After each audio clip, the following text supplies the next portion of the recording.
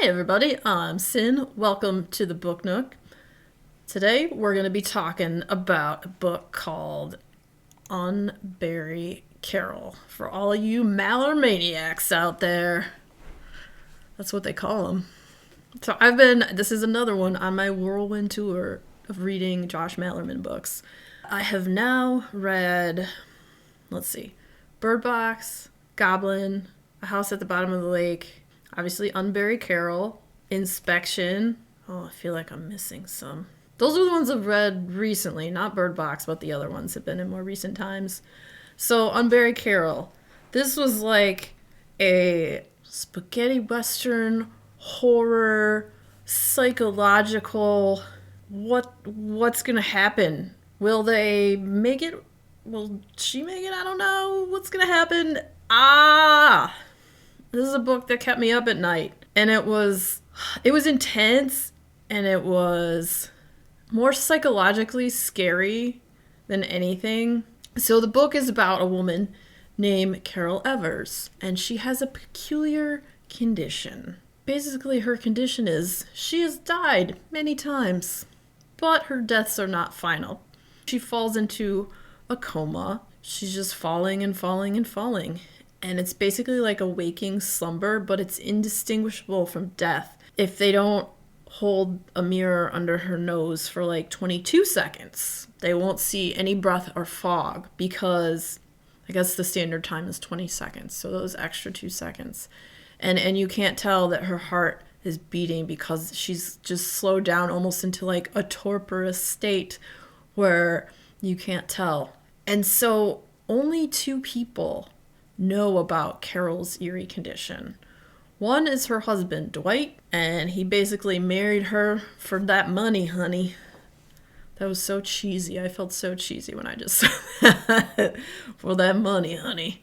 When she lapses into another coma after one of her best friends dies, because they think that stress might bring them on, her husband decides he's just, no one else knows. He's going to proclaim that she's dead. Get her out of his life because he's sick of living in her shadow, and money's nice. So he comes up with this whole plot. We hate Dwight. Dwight sucks. There is one other person that knows about her condition, and it is the infamous outlaw James Moxie. And when word of Carol's dreadful fate reaches him, he rides the trail, and there are worse things on the trail than just other outlaws. Oh, yes. But he rides the trail again to save his beloved from an early, unnatural grave. All this time, Carol is awake, and she can hear what's going on when she's in these comas. So obviously she hears her horrible butthole husband, Dwight. Ugh, we hate Dwight. She here's what he says and what he's done, and she can't do anything about it because these are just these crippling comas. She can't move. She can only hear. She fights to free herself, just kind of summoning her will to survive. And so basically it's just like, will James Moxie make it in time? Will he even make it there to save her? Will they unbury Carol? Is she going to be buried alive? I don't even know.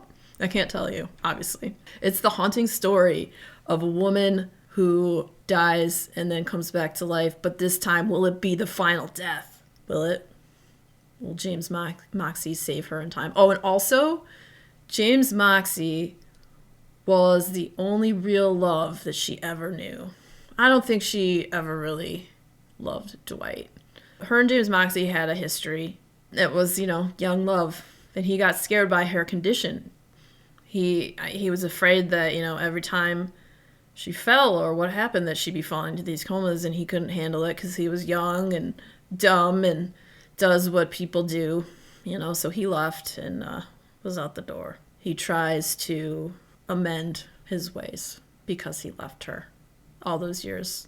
I think it was like 20 years ago or something along those lines. But yeah, she never wanted to tell anyone else about her condition, and she had decided to, right before this last time happened when she fell into the coma, before her butthole husband decided to be like, I'm just going to say she's dead and we'll bury her and then I'll have all her money and blah, blah, blah.